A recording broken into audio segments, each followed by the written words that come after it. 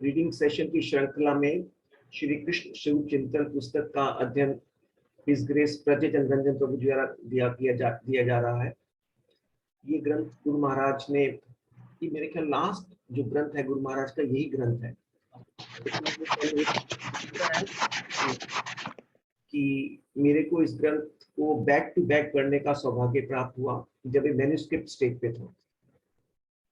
Manuscript stage के बाद में कुछ चेंजेस होते हैं, फिर भी जो मैंने इस ग्रंथ को अक्षर से अक्षर पढ़ा है, मेरे ख्याल है ये गुरु महाराज की एक स्पेशल भक्तों के लिए मर्सी है। तो इस मर्सी को आगे प्रदान करते हैं हिज ग्रेस रंजन प्रभु जी। ऐसे तो आप सब लोग प्रभु जी से परिचित हैं, बट हो सकता है कि कुछ डिवोटीज जो पिछले सेशंस में नहीं हो और आज ज्वाइन किया, तो उनके लिए ब्रीफली एक दो सेंटेंसेस में मैं बताना चाहता हूँ कि रंजन प्रभु जी नोएडा सेंटर से अटैच्ड है और फुल टाइम डिवोटी हैं। प्रभु जी की सेवा उमंग फेस्टिवल में और यूथ प्रीचिंग में प्रेडोमिनेंट है।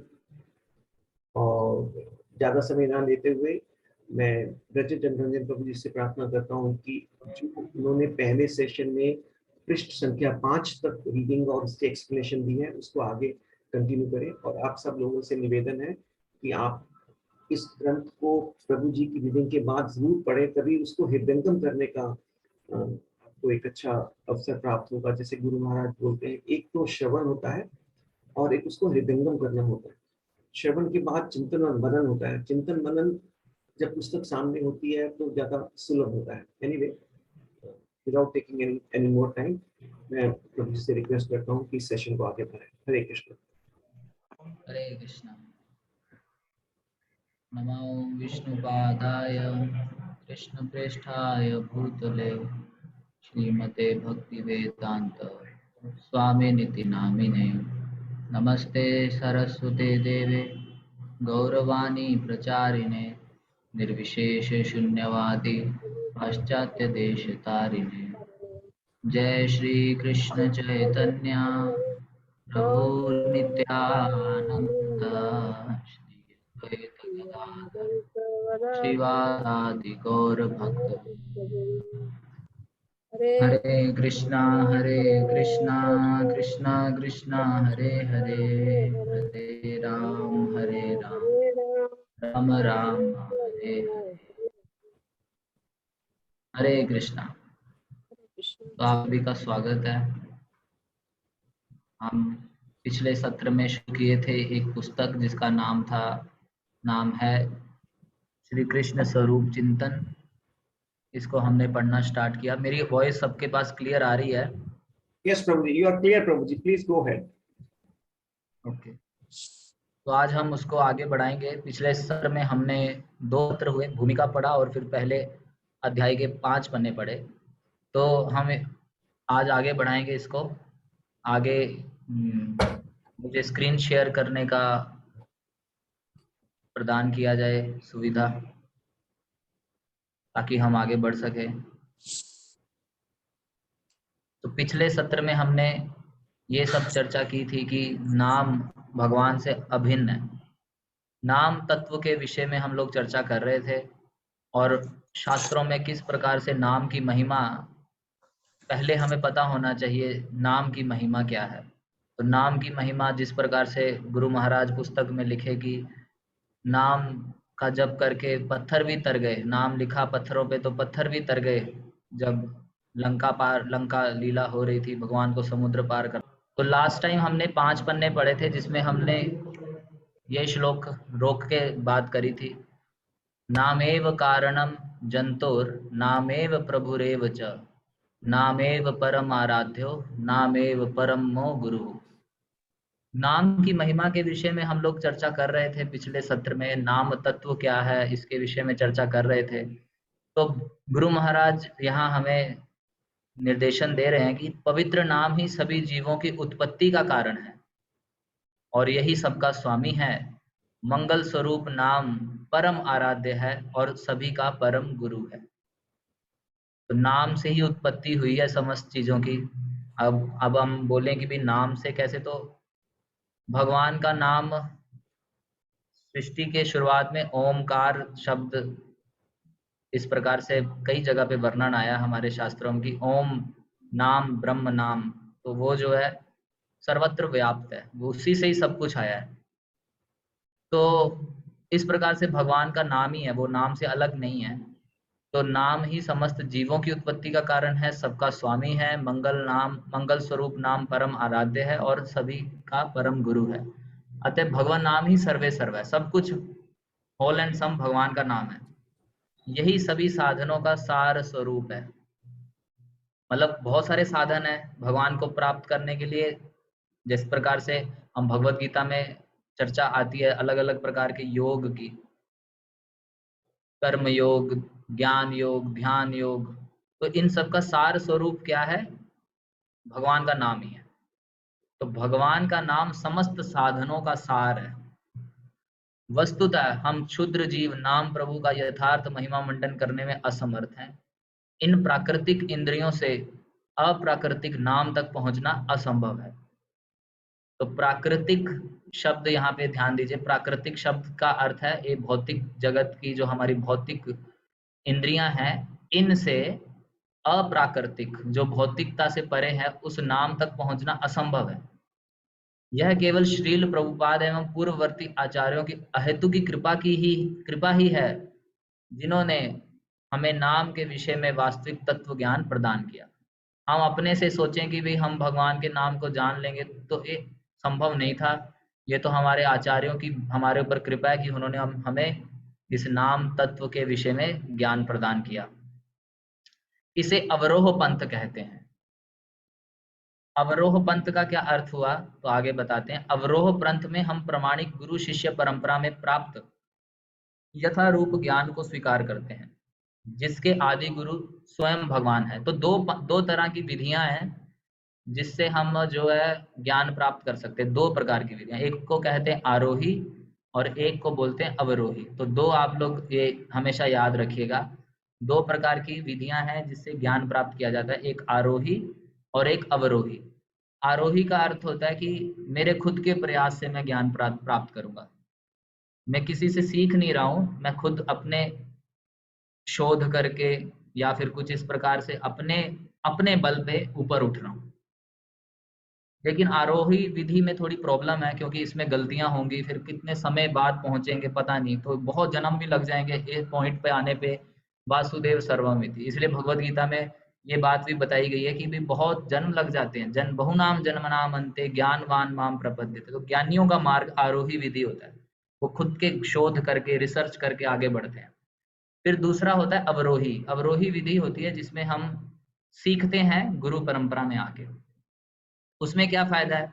उसमें जो हमारे गुरुजनों ने पहले से प्राप्त कर लिया है वो हमें प्रदान कर देते हैं, हमारा समय बच जाता है और हमें गुरु के माध्यम से हमें वही ज्ञान प्राप्त हो जाता है एज इट इज, जैसे प्रभुपाद जी ने हमारे लिए किया। तो हम अगर प्रभुपाद से जुड़े हैं, पूर्ववर्ती आचार्य प्रेजेंट आचार्यों से जुड़ के सीख रहे हैं, तो ये अवरोह विधि हुई। तो अवरोह पंथ में हम प्रामाणिक गुरु शिष्य परंपरा में प्राप्त यथारूप ज्ञान स्वीकार करते हैं। तो अवरोह में क्या है, हम गुरु शिष्य परंपरा में आके ज्ञान प्राप्त करते हैं और ये गुरु शिष्य परंपरा स्वयं भगवान से शुरू होती है, तो जिसके आदि गुरु स्वयं भगवान है। अतः हमें ऐसे नाम तत्व को भली भांति समझकर अपने हृदय में धारण करना चाहिए। तो यहाँ पे बता रहे हैं कि ऐसे अवरोह पंथ में जुड़ के नाम तत्व को समझ के अपने हृदय में धारण कर लेना चाहिए, जिससे हमारी अज्ञानता नष्ट हो एवं हमारा सद्भाग्य उदित हो। हमारा सद्भाग्य, कल हम पढ़ रहे थे कि वैष्णव महाभाग होते हैं। महाभाग मतलब सबसे उच्च कोटि का भाग्य उन्हीं का ही होता है, जहाँ चैतन्य महाप्रभु कहते हैं कि पुनः बहुन ब्रह्मांड भ्रमिते कौन भाग्यवान जीव, कृष्ण गुरु कृष्ण कृपा पाए भक्ति लता बीज। बहुत सारे योनियों में अनेकानेक जन्म लेने के बाद जिसे कृष्ण भावना भावित प्राप्त हो, वो सौभाग्यशाली है। तो जब हम नाम तत्व हमें प्राप्त हो रहा है, यानी कि जब हम कृष्ण भावना भावित उस प्रक्रिया के एक हिस्सा बन रहे हैं, तो ये हमारा बहुत बड़ा सौभाग्य है। अन्यथा हम कैसे सद्भाग्य से वंचित रह जाएंगे और पुनरअपि जननम पुनरअपि मरणम के चक्र में फंस जाएंगे, फंसे रहेंगे। तो इसलिए जो है ये नाम तत्व ही हमें बचाएगा, पुनरअपि जननम पुनरअपि मरणम। कि ये जो चक्र है, जन्म मृत्यु का चक्र है, इससे हमें कौन बचाएगा? ये नाम तत्व। तो इस नाम तत्व को गुरु शिष्य परंपरा में सीख के अपने हृदय में धारण कर लेना चाहिए। अब कुछ नाम तत्व के विषय में चर्चा हो रही है। ये बहुत ही इंपॉर्टेंट पॉइंट्स यहाँ पे हमें प्राप्त होंगे। इसे आप लोग जरूर नोट डाउन कर लीजिएगा, आप मार्क कर लीजिए अगर आपके पास पुस्तक है। किसी भी प्रकार से ये बड़े इंपॉर्टेंट पॉइंट है और हमारे जप को सुधारने में बहुत मददगार होंगे। तो श्रील जीव गोस्वामी, हमारे 6 गोस्वामियों में से श्रील जीव गोस्वामी ने नाम को परिभाषित करते हुए लिखा है। क्या लिखा है? मनोग्राह्यस्य वस्तुनो व्यवहारार्थ केनापि संकेतितः शब्दो नामेति। किसी भी वांछित वस्तु को व्यक्त करने के लिए जिस सांकेतिक शब्द का प्रयोग किया जाता है वह नाम कहलाता है। तो भगवत संदर्भ अनुच्छेद 46। कोई भी वस्तु है, जैसे ये है एक यंत्र, इसको क्या बोलते हैं? क्या नाम दिया गया है इस यंत्र को? कौन बताएंगे? इसको बोला गया मोबाइल। तो किसी भी वांछित वस्तु को व्यक्त करने के लिए जो सांकेतिक शब्द का प्रयोग किया जाता है, कि कोई वस्तु का नाम दिया जाता है जिससे उस वस्तु की पहचान हमें समझ में आए, उसको नाम कहते हैं। नाम या वर्ण संकेत जिस द्वारा पदार्थ का निर्देश किया जाता है उसे नामी कहते हैं। बहुत इंपॉर्टेंट पॉइंट है यार, ये बहुत इंपॉर्टेंट पॉइंट है। देखिए, नाम या वर्ण संकेत द्वारा जिस पदार्थ का निर्देश किया जाता है उसे नामी कहते हैं। हरे कृष्ण प्रभु जी। ओ पेज नंबर ये पीडीएफ का पेज नंबर तो ये 6 चल रहा है। 6। आप नाम तत्व पे आइए, नाम तत्व नामक टॉपिक पे आइए। देखिए, नाम और नामी, नाम और नामी की यहाँ पे बात हो रही है। ये इंपॉर्टेंट पॉइंट यहाँ पे समझिए। मैंने किसी वस्तु को नाम दिया, यहाँ पीछे हमने इस पॉइंट को चर्चा कर चुके हैं। जैसे प्रभुपाद जी समझाए कि अगर प्यास लगी है तो पानी पानी पानी बोलने से प्यास नहीं बुझती। तो पानी तक जो ऑब्जेक्ट है उसका नाम है, लेकिन पानी को जब हम पिएंगे तभी प्यास बुझेगी। लेकिन भगवान के नाम में ये डिफरेंस नहीं रहता है। भगवान और भगवान का नाम एक है। ये यहाँ पे पॉइंट समझाने की बात करी जा रही है। नाम एवं नावी में वाच्य वाचक का संबंध विद्यमान है। नाम के द्वारा जिस नामी को सूचित किया जाता है वह वाच्य कहलाता है, तथा उसका वाचक तथा नाम उसका वाचक है। थोड़े हिंदी जिनको नहीं ज्यादा आएगी वो थोड़ा कठिन लगेगा, वाच्य वाचक ये सब क्या है। लेकिन आप लोग इस प्रकार से इसको समझ लीजिए कि हम जिसको निर्देश कर रहे हैं, जिस वस्तु के लिए निर्देश कर रहे हैं, उसको कुछ नाम भी दिया गया है और उस प्रकार से जब हम उसको संकेत करते हैं तो वो नाम कहलाता है और वो वस्तु फिर नामी हो जाती है। जैसे मेरा कुछ नाम है तो कोई मुझे संकेत करेगा तो वो मेरे नाम से मेरे को संकेत कर रहा है, यानी कि नाम और नामी दोनों मेरे से संबंधित है। एक उसके एंड से है, एक मेरे एंड से है। इस प्रकार से इसको समझिएगा। श्री भगवान भी स्वयं को इन 2 रूपों में प्रकट करते हैं, जैसा कि श्रील रूप गोस्वामी लिखते हैं, वाच्यम वाचक इति उद्यति भवतो नाम स्वरूपदयम्। हे नाम प्रभु, वाच्य अर्थात श्री कृष्ण स्वरूप एवं वाचक अर्थात कृष्ण गोविंद इत्यादि वर्णात्मक नाम, आपके ये 2 स्वरूप विश्व में प्रकाशित हो रहे हैं। देखिए, हे नाम प्रभु, यहाँ पे नाम प्रभु को इंगित करते हुए श्रील रूप गोस्वामी लिखते हैं, वाच्य अर्थात श्री कृष्ण स्वरूप एवं वाचक अर्थात कृष्ण गोविंद इत्यादि वर्णात्मक नाम, किसी व्यक्ति का स्वरूप और उसको किस प्रकार से बुलाया जा रहा है वो उनके नाम हो गए। आपके ये 2 स्वरूप विश्व में प्रकाशित हो रहे हैं। ये बड़ा समझ में आया सभी को?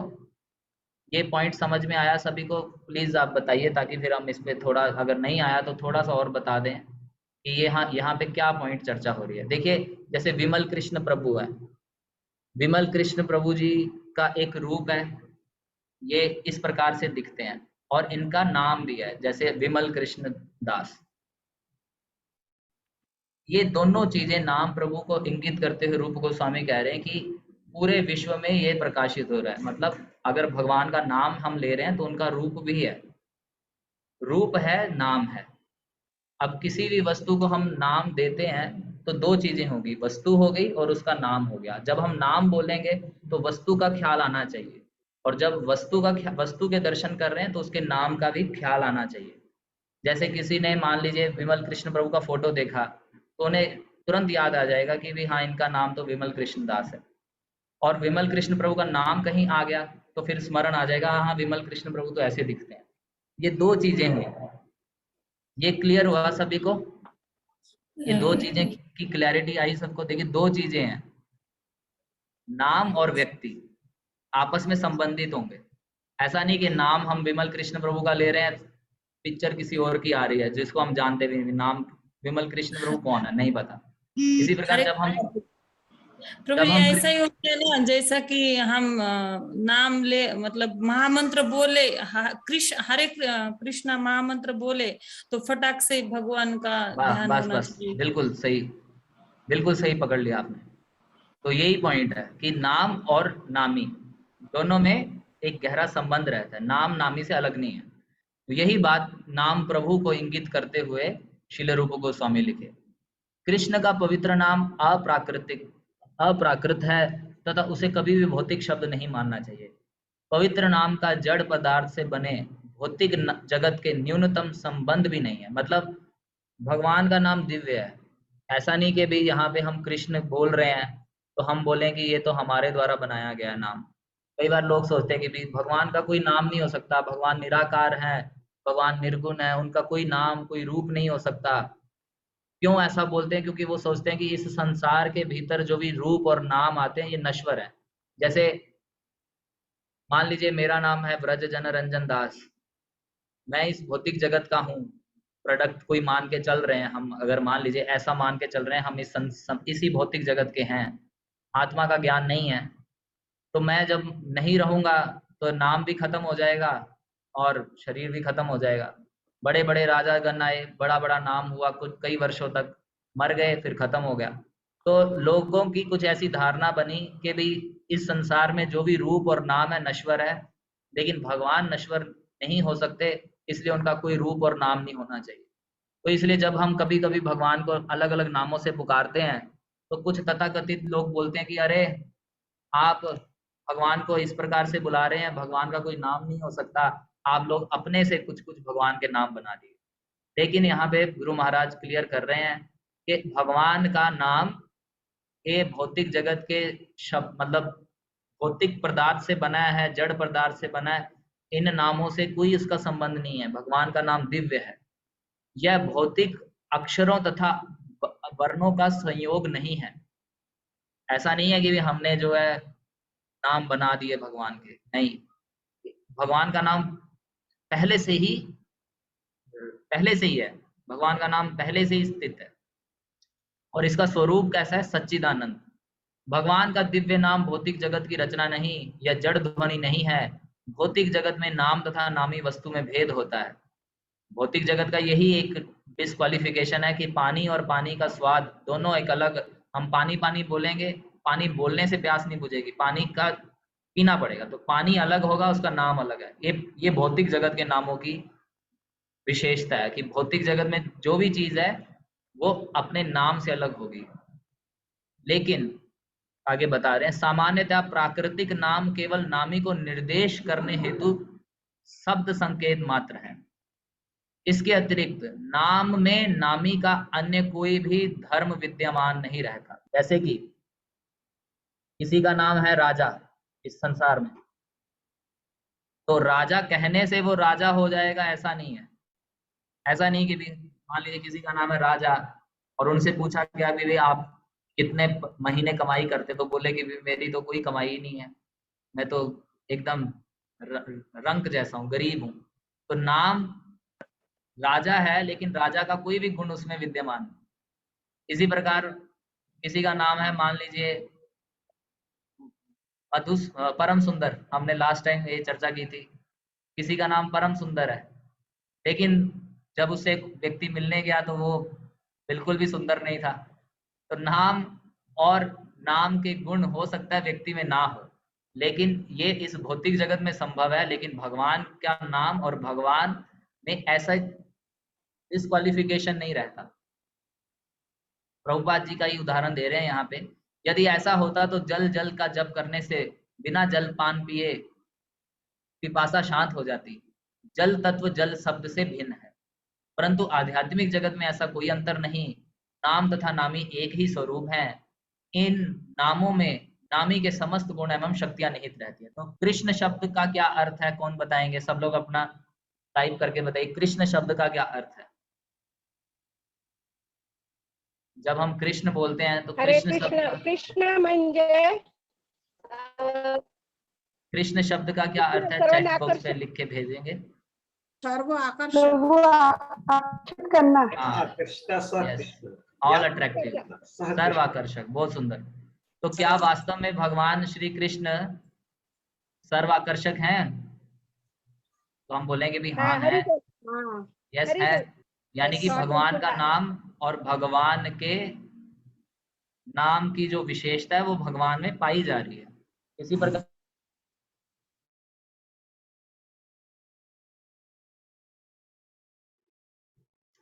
तो जब हम बोलते हैं भगवान को परम सुंदर, तो भगवान ही परम सुंदर है।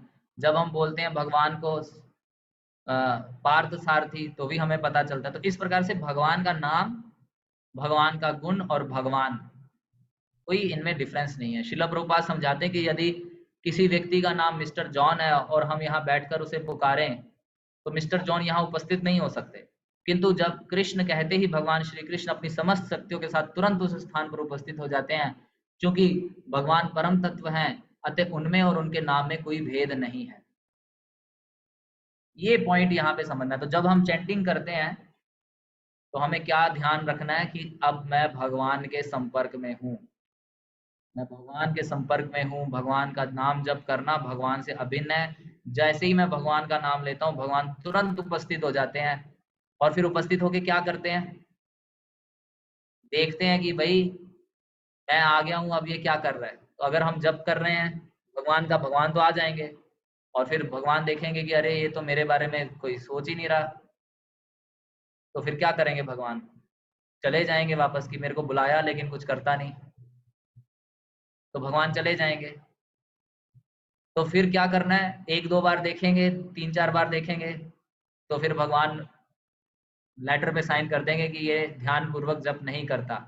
और लेटर में डेली हम सुबह सुनते हैं ध्यान पूर्वक जप करना ना करना अपराध है। तो फिर हम अपराधी बन जाएंगे और फिर कभी भी भगवान जल्दी नहीं आएंगे। इसलिए जब जब भगवान का नाम जप किया जाए तो समझना चाहिए कि भगवान वहाँ उपस्थित है। फिर बाकी सारे काम छोड़ो और भगवान को टाइम दो। 2 घंटे 1.5 घंटा जितना भी हम जप करते हैं, फिर और कहीं टाइम नहीं देना चाहिए। तो सांसारिक शब्द 3 गुणों से निर्मित है। तो भौतिक जगत में जो भी शब्द हैं 3 गुणों से निर्मित हैं, सत्वगुण, रजोगुण, तमोगुण। ये सृष्टि के प्रारंभ में उत्पन्न होते हैं और प्रलय के समय नष्ट हो जाते हैं। परंतु प्रभु के दिव्य नाम भौतिक ध्वनि से परे हैं तथा साक्षात आध्यात्मिक जगत की शाश्वत ध्वनि है। गोलोकेर प्रेम धर्म हरि नाम संकीर्तन। इस सत्य को जो तत्वता समझ लेता है वह अत्यंत भाग्यवान जीव है। शब्द के रूप में प्रतीत होने वाला कृष्ण नाम साक्षात पूर्ण पुरुषोत्तम भगवान कृष्ण है। तो ये संसार का नाम नहीं है कृष्ण, ये गोलोक का प्रेम धन हरि नाम संकीर्तन। भगवान के नाम पहले से ही उपस्थित हैं। भौतिक ध्वनि नहीं है जो कभी नष्ट हो जाएंगे, भौतिक जगत से पहले भी ये रहते हैं। नाम चिंतामणि कृष्ण चैतन्य रस विग्रह पूर्ण शुद्धो नित्य मुक्तो अभिन्नत्वात् नाम नामिनो। कृष्ण का नाम कृष्ण से अभिन्न है। कृष्ण समस्त आनंद के आगार हैं, इसलिए उनका नाम भी दिव्य तथा आनंदमय है। कृष्ण का नाम पूर्ण है एवं समस्त दिव्य रसों का स्वरूप है। जिस प्रकार चिंतामणि कोई भी वस्तु प्रदान कर सकती है, उसी प्रकार कृष्ण का नाम सभी प्रकार के आध्यात्मिक वर प्रदान करने में समर्थ है। किसी भी परिस्थिति में यह भौतिक नाम नहीं, अर्थात भौतिक गुणों सत्वगुण, रजोगुण, तमोगुण से कलुषित नहीं है। कृष्ण का नाम सदैव मुक्त तथा आध्यात्मिक है और कभी भी प्रकृति के नियमों द्वारा बद्ध नहीं होता। यह स्वयं कृष्ण से किसी प्रकार से भिन्न नहीं है। तो बार बार इस बात को तत्वता हमें समझाया जा रहा है। ये पहला स्टेप ही हमें समझाया जा रहा है कि भगवान का नाम पहले भगवान से अभिन्न है। ये जाननी बात बहुत जरूरी है। कि भक्ति रसामृत सिंधु 1-2-108 से समझाया गया।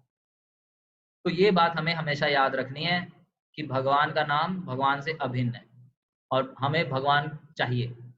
अगर हमें भगवान नहीं चाहिए, हो सकता है हम भगवान का नाम जप करते हुए किसी और वस्तुओं का चिंतन करें, तो चिंतामणि है भगवान का नाम, हर प्रकार का वर देने में तो समर्थ है ही, आध्यात्मिक वर तो देने में समर्थ है ही, लेकिन अगर हम नाम करते वक्त कुछ और चिंतन करेंगे तो वो भी मिल जाएगा। तो इसलिए सावधान रहिए। इस प्रकार पद्म पुराण में कृष्ण नाम के तत्व को स्पष्ट किया गया है। बताया गया वहां पे हरि नाम को चिंतामणि और चैतन्य रस विग्रह अर्थात रस का भंडार कहा गया है। यहाँ पे एक फोटो भी आई है नाम और नामी की, ये देखिए फोटो से समझाया गया है। जिसका नाम है और जो नाम है दोनों को तराजू में तोला गया तो बराबर काम आया, कोई कम ज्यादा नहीं है। नाम और नामी एक समान। तो नाम प्रभु हमारी इच्छाओं की पूर्ति करते हैं, जिससे हम त्रित एवं आत्मा राम बनते हैं, क्योंकि वे चिन्ह में रस के स्वरूप हैं। इस संसार के समस्त रस जड़ हैं, परंतु नाम में चेतन तत्व है, चेतनत्व है। प्रभु का नाम नित्य शुद्ध एवं मुक्त है। इस प्रकार शास्त्रों में नाम प्रभु के तत्व तथा महात्म्य को प्रकाशित किया गया है।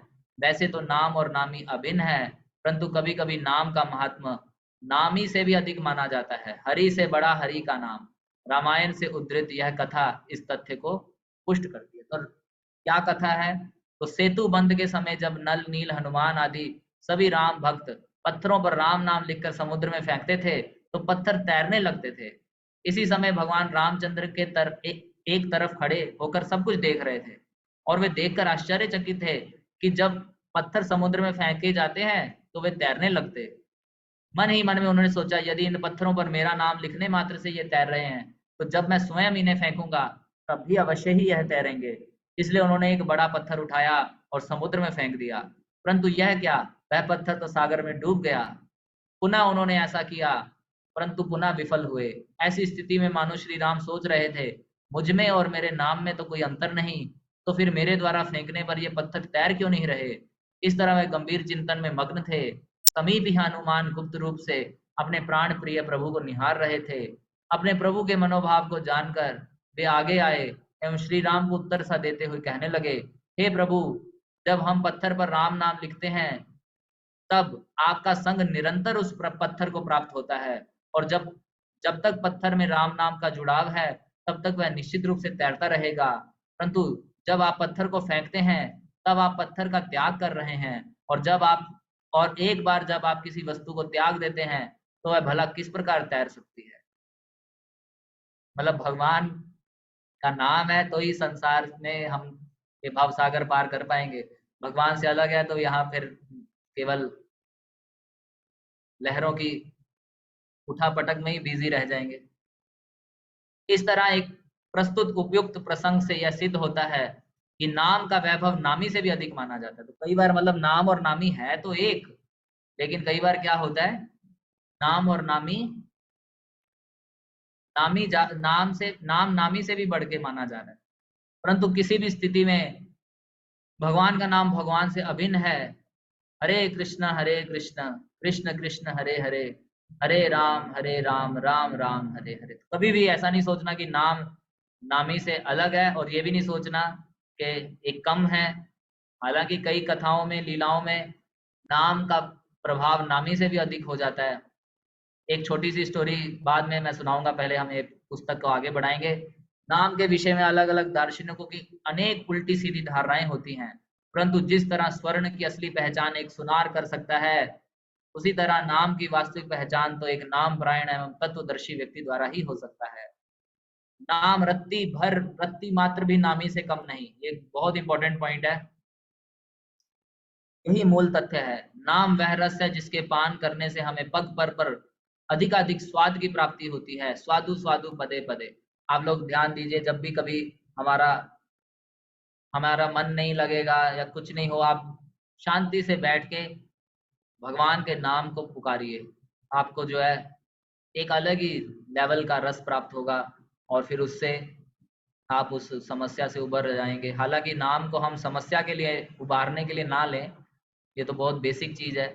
हमें भगवान का नाम लेना है भगवान का प्रेम प्राप्त करने के लिए। तो ये इस प्रकार से हमें भगवान का प्रेम सेवा प्राप्त करने के लिए भगवान को पुकारना चाहिए। जीव का नाम प्रभु से नित्य संबंध है। ऐसा नहीं कि हम कुछ नया कर रहे हैं, वरन हम नाम प्रभु के साथ केवल अपने विस्मृत संबंध को पुनर्जागृत कर रहे हैं। जीवेर स्वरूप है कृष्ण नित्यदास। जिस तरह हम जीव प्रभु के नित्य दास हैं, उसी तरह हम नाम प्रभु के भी नित्य दास हैं, क्योंकि नाम और नामी अभिन्न है। परंतु अभी हम भौतिक आवरणों द्वारा आवृत हैं, जिसके फलस्वरूप हमें इस घनिष्ठ संबंध का विस्मरण हो चुका है, और उन आवरणों का मूल कारण है यह शब्द। तो शब्द किस प्रकार से हमें इस संसार में बांध दिया और शब्द किस प्रकार से हमें इस संसार से निकालेगा, दोनों की इंपॉर्टेंस है। देखिए, हम इस संसार में फंसे शब्द के कारण। हम बहुत सारी चीजें सुनते हैं, प्रभुपाद जी कई जगह पे इसका वर्णन किया, बहुत सारी चीजें हम सुनते हैं। जैसे मान लीजिए हम आपको ये बोलें कि फलाना फलाना सिनेमा में फलाना फलाना मूवी लगी है, बहुत मजा आएगा, देख के आओ। तो फिर आपने सुना तो आपके मन में क्या आएगा? वो फिल्म देखने की इच्छा आ जाएगी कि भी हाँ, हमें वो फिल्म देखने जाना चाहिए। फिर आप वहां जाएंगे, 3 घंटे के लिए फंस गए, फिर उस सिनेमा हॉल में फंस जाएंगे। फिर ऐसे ही इस संसार में हर कोई, बहुत सारे शब्द चल रहे हैं मार्केट में, उन्हीं के बीच में अगर कोई दिव्य शब्दों को सुन ले तो वो वहां से मुक्त भी हो सकता है। जैसे हम लोग अपने अपने जीवन में अगर देखें तो पहले हम जब भक्ति में नहीं थे तो भौतिक शब्दों को सुनकर संसार में जी रहे थे। कहीं पे कहीं किसी कनेक्शन पे किसी ने हमें हरिनाम संकीर्तन सुनाया, या किसी ने हमें कथा सुनाने पंडाल में ले गए, कहीं ना कहीं कुछ ऐसा हुआ जहां से फिर शब्द बदले और फिर हम आध्यात्मिक शब्दों की ओर जाने लगे। तो शब्द फंसा भी रहा है, भौतिक शब्द, और शब्द निकाल भी रहा है, यानी कि भगवान का नाम। शब्द पर ब्रह्म, ये दूसरा टॉपिक अब शुरू हो रहा है, और ये हमारा आज का आखिरी पन्ना रहेगा, लेकिन कल इसको कंटिन्यू करेंगे, लेकिन आज का पन्ना हम पूरा पढ़ेंगे। संसार में बंधन का सबसे मुख्य कारण शब्द है, एवं मोक्ष का कारण भी शब्द है। ये मैंने अभी आपको समझाया, क्योंकि यह संसार शब्द से बना है। ये पॉइंट हमने चर्चा किया। वेदांत सूत्र में इस बात की पुष्टि की गई है कि इस सृष्टि की योनि शब्द है। यह सृष्टि 5 महाभूतों से बनी है, जो तो हम जानते हैं, पृथ्वी जल अग्नि वायु आकाश। 5 महाभूतों के साथ 5 विषय हैं, पृथ्वी स्पर्श रूप रस और गंध। तो 5 तत्व और 5 उनके विषय। सृष्टि के प्रारंभ में केवल शब्द था। खम, आकाश सबसे सूक्ष्म तत्व है, और आकाश में शब्द है।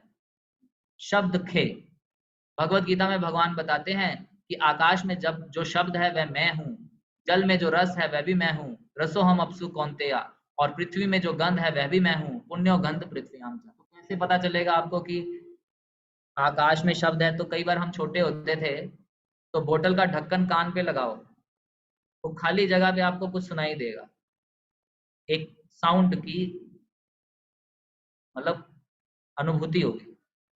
उसी प्रकार ये ब्रह्मांड के भीतर एक साउंड है, उस साउंड से सृष्टि की उत्पत्ति, यानी कि ये सब चीजें हुई, शब्द से सृष्टि हुई है भौतिक। इस प्रकार पृथ्वी जल अग्नि वायु आकाश, इन 5 तत्वों का स्वयं का एक विशेष गुण है। आकाश में शब्द है, वायु में स्पर्श और शब्द दोनों हैं, अग्नि में शब्द स्पर्श और रूप, जल में शब्द स्पर्श रूप और रस, और पृथ्वी में शब्द स्पर्श रूप रस और गंध सब कुछ है। सर्वप्रथम आकाश में केवल शब्द था। इस प्रकार सृष्टि का आरंभ शब्द से हुआ और शब्द से स्पर्श बना। इस तरह क्रमशः शब्द से गंध का निर्माण हुआ। इस प्रकार समझा जा सकता है कि प्रारंभ में शब्द था और उससे संसार की सृष्टि हुई। शब्द से ही संपूर्ण संसार बनता है। हमारे समस्त बंधन, मोह, माया, विषय वासना इत्यादि का कारण शब्द ही है, अतः मोक्ष का कारण भी शब्द ही होना चाहिए। तो हमें संसार की सृष्टि शब्द से हुई, शब्द से हम इस संसार में आ गए हैं, शब्द ही हमें निकालेगा। वेदांत सूत्र 4.4.22 में उल्लेख है, अनावृत्ति शब्दात, अर्थात आवृत्ति तथा अथवा जन्म मृत्यु के चक्र को शब्द द्वारा विराम दिया जा सकता है। हमें भली भांति समझना होगा कि शब्द में ना ही हमें बंधन, शब्द ने ही हमें बंधन में डाल दिया, और यदि उस बंधन से मुक्त होना है तो हमें पुनः शब्द का ही आश्रय लेना होगा। शब्द की सहायता से ही हम बंधन से मुक्त हो सकते हैं, और वह शब्द है शब्द परब्रह्म।